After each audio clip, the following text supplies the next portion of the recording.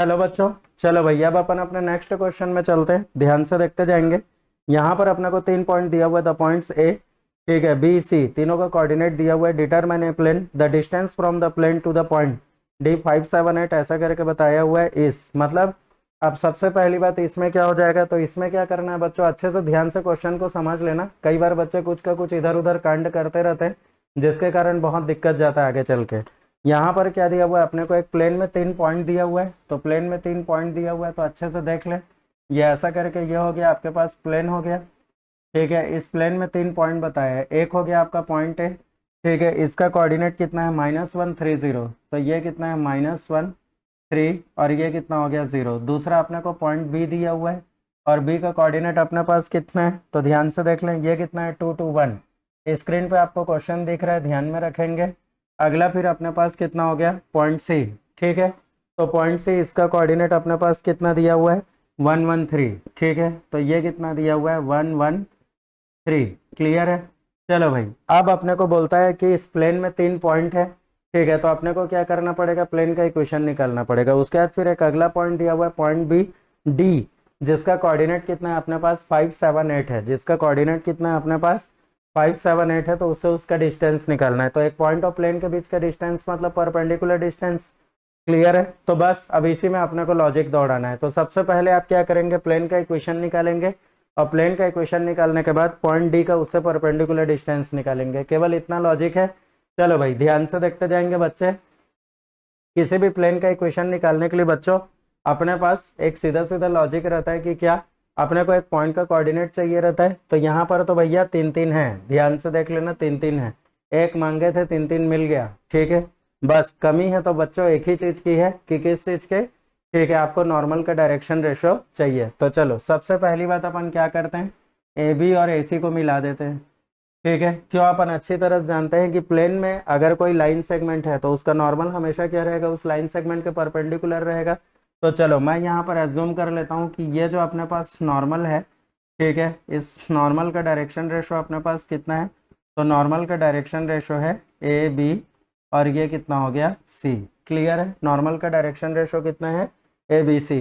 तो चलो भाई, तो मैं ए बी का डायरेक्शन रेशो निकालता हूँ। तो ए बी का डायरेक्शन रेशो, तो ये कितना आ जाएगा, तो 2 माइनस ऑफ -1 कितना हो जाएगा 3, फिर 2 - 3 कितना आ जाएगा -1, फिर 1 - 0 कितना हो गया 1 हो गया। चलो भाई वैसे ही अब अपन एसी का डायरेक्शन रेशो निकालते हैं। तो एसी का डायरेक्शन रेशो कितना आ जाएगा, तो 1 माइनस ऑफ -1 कितना आ जाएगा 2, फिर 1 - 3 कितना आ जाएगा -2, फिर 3 - 0 कितना आ जाएगा 3 हो जाएगा। क्लियर है। तो बस इतना हो गया। अब एक चीज बताओ, ए बी और एसी के परपेंडिकुलर रहेगा क्या चीज, नॉर्मल। बच्चों इससे कोई फर्क नहीं पड़ता ना, मैं एसी ले लिया, आप चाहो तो बीसी ले लो, ए बी ले लो, ठीक है। क्यों, क्योंकि अगर 3 पॉइंट दिया हुआ है तो आपको सीधा सीधा रेडीमेड क्या मिल रहा है, 3 डायरेक्शन रेशो, मतलब 3 लाइन सेगमेंट का डायरेक्शन रेशो आपको मिल रहा है। क्लियर है। तो बस उससे आराम से बन जाता है, ठीक है। ध्यान से देखते जाना। अब नॉर्मल क्या है, ए बी के परपेंडिकुलर है। तो नॉर्मल ए बी के परपेंडिकुलर है मतलब क्या हो जाएगा, ठीक है। तो कभी भी जब दो लाइन म्यूचुअली परपेंडिकुलर होते हैं तो उसके डायरेक्शन रेशो के प्रोडक्ट का सम कितना होता है 0 होता है। चलो भाई लॉजिक लगाते जाएंगे।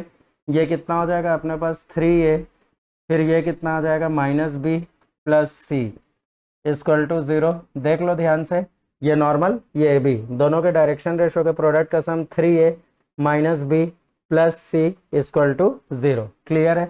वैसे दूसरे का करते हैं। तो ये कितना आ जाएगा, तो ये आ जाएगा 2a माइनस ये कितना आ जाएगा 2b plus 3c equal to ये कितना आ गया अपने पास 0 आ गया। क्लियर है। चलो भाई अब इसमें क्या करते हैं बच्चों, अपन क्रॉस मल्टीप्लिकेशन मेथड लगा लेते हैं। क्रॉस मल्टीप्लिकेशन मेथड मीन्स ये आपका क्लास 10th में था। तो जो बच्चे अभी 12th में है या फिर ड्रॉपर बैच में है, वो बच्चे क्या किए हैं, क्लास 10th का लंगड़ा सिलेबस पढ़े हैं। कौन सा सिलेबस पढ़े हैं, लंगड़ा सिलेबस। यहाँ पर एलिमिनेशन मेथड, सब्सटीट्यूशन मेथड को रखा गया, और जो सबसे इंपॉर्टेंट टेक्निक था, ठीक है, कोरोना काल के समय क्रॉस मल्टीप्लिकेशन मेथड, उसको हटा दिया गया था। तो अच्छे से ध्यान से देखें। बाकी आप जो मेथड जानते हो उस तरीके से उसको लगा लें। तो ध्यान से देखते जाना। तो ये कितना हो जाएगा, ठीक है, जिगजैग हो गया, ठीक है। तो चलो भाई, तो अपन इसमें ये करते हैं, सॉल्व करते हैं। तो ए अपॉन, तो ध्यान से देखते जाना, इसको छुपाए तो ये कितना हो जाएगा -3 + 2, मतलब ये कितना आ जाएगा अपने पास -1 हो जाएगा, ठीक है। चलो आगे फिर इसमें बढ़ जाते हैं, तो ये कितना आ जाएगा b अपॉन, तो ध्यान से देखते जाना, b को छुपाए तो ये कितना हो जाएगा 2 माइनस 9, मतलब ये कितना आ जाएगा -7 हो जाएगा, इक्वल टू फिर ये कितना आ जाएगा c अपॉन, तो इसको जब अपन छुपाए तो ये कितना हो जाएगा -6 + 2, तो ये कितना आ जाएगा -4 हो जाएगा। क्लियर है बच्चे लोग, कुछ इस तरीके से लॉजिक इसके अंदर चला। क्लियर है, तो चलो भाई, तो क्या है इसमें अपन क्या करते हैं, माइनस उड़ा देते हैं। ठीक है, तो मैं पहले भी बताया हूँ कि अगर 12th वाला बच्चा है तो इक्वल टू आर लेगा, तो ए बी सी की वैल्यू आ जाएगी आर 7 आर 4 आर। ठीक है, और वो बाद में आर कट जाता है। और अगर बाई चांस कोई कंपटीशन वाला बच्चा है, क्योंकि यहाँ पर तो हम लोग ऑब्जेक्टिव सॉल्व कर रहे हैं, ठीक है, तो ए बी सी की वैल्यू डायरेक्ट कितना लेगा 174, तो देयरफॉर अपने पास डायरेक्शन रेशो कितना आ गया बच्चों, तो डायरेक्शन रेशो आ गया कितना 174। ठीक है, तो यही क्या है अपने पास ए बी सी की वैल्यू है, हाँ या ना, ये क्या चीज़ है ए बी सी की वैल्यू है। तो चलो फिर से वही बात कि क्या एक प्लेन का इक्वेशन निकालने के लिए अपने को क्या चाहिए रहता है, प्लेन में एक पॉइंट चाहिए रहता है, दूसरा नॉर्मल का डायरेक्शन रेशो चाहिए रहता है। तो भैया डायरेक्शन रेशो आ गया, भगवान की कृपा थी। अब भगवान की कृपा से अपने को एक चाहिए था, यहाँ पर क्या चीज़ है अपने पास 3 पॉइंट है, तो आपकी जिसमें इच्छा जागे वो पॉइंट उठा लो, क्योंकि हर बार क्या रहेगा आपके प्लेन का इक्वेशन सेम ही आएगा। तो चलो जैसे मैं इसको ले लेता हूँ, मैं ये वाला सी पॉइंट ले लेता हूँ, तो कितना हो जाएगा, तो चलो भाई प्लेन का इक्वेशन निकाल लेते हैं। तो प्लेन का इक्वेशन तो ए बी सी मतलब 1 7 और ये कितना हो गया 4, चलो a into x minus x1, तो ये कितना आ जाएगा x-1 plus b into y minus y1, तो ये कितना आ जाएगा y-1, और ये कितना plus c into z minus z1, तो z1 की जगह कितना है 3, तो ये कितना आ जाएगा z-3। थोड़ा सा डायरेक्शन रेशो और पॉइंट का कोऑर्डिनेट इसमें आप डिफरेंस बना के रखेंगे। कई बार क्या होता है बच्चे डायरेक्शन रेशो निकाले रहते हैं तो हड़बड़ी में उसी को पॉइंट का कोऑर्डिनेट समझ के प्लेन का इक्वेशन निकाल देते हैं, तो इस टाइप का बिल्कुल भी काम ना करें।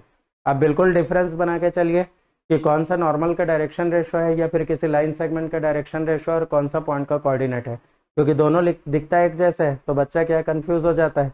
क्लियर है, हो गया ऐसा। चलो भाई सॉल्व करते हैं, तो ये कितना आ जाएगा x प्लस ये कितना आ जाएगा 7y प्लस ये कितना आ जाएगा 4z।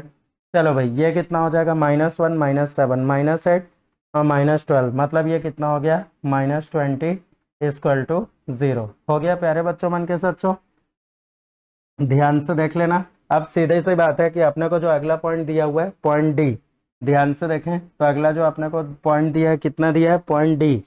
ठीक है, चलो भाई लॉजिक लगाते जाना। पॉइंट डी का कोऑर्डिनेट कितना है 5 7 8, पॉइंट डी का कोऑर्डिनेट कितना है अपने पास 5 7 8 है। क्लियर है, तो चलो भाई, तो अपने को क्या करना है इस पॉइंट से इस प्लेन का डिस्टेंस निकालना है। जब तक कुछ नहीं बोलता तब तक के एक पॉइंट और प्लेन के बीच का डिस्टेंस क्या होता है, उस पॉइंट से प्लेन पे डाला गया परपेंडिकुलर डिस्टेंस, तो बस निकाल लेते हैं। तो भैया परपेंडिकुलर डिस्टेंस तो अपन ऐसे भी कई ठो क्वेश्चन इसमें देख चुके हैं, पिछले वीडियोस में भी देखे हैं, तो ध्यान से देखते जाना। तो चलो भाई डालते हैं, तो चलो ये कितना आ जाएगा लेंथ ऑफ परपेंडिकुलर, तो ये कितना आ जाएगा बच्चों, लॉजिक लगाते जाना। तो ये कितना हो गया 5 प्लस 7 7 से 49, रखते जाओ एक्स वाई जेड के जगह, 7 7 से कितना आ जाएगा 49, फिर ये कितना हो जाएगा 8 4 से 32, तो ये कितना आ जाएगा अपने पास 32, फिर ये कितना हो गया -20 होल अपॉन ये कितना आ जाएगा √over a² plus b² plus c², मतलब ये कितना आ जाएगा √ओवर। ठीक है, ये कितना हो जाएगा 1 प्लस 7 का स्क्वायर 49 प्लस 4 का स्क्वायर कितना आ जाएगा 16। हो गया बच्चे लोग।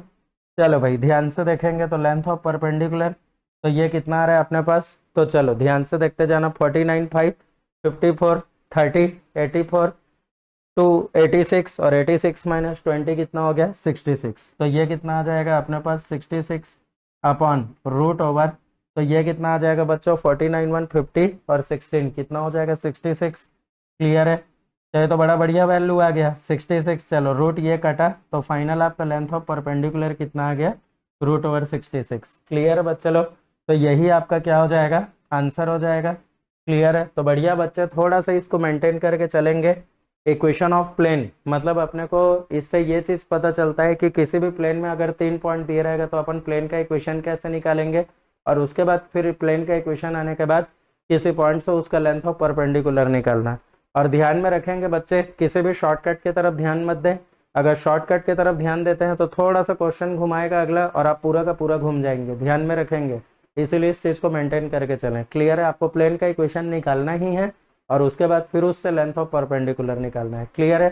थैंक यू बच्चों।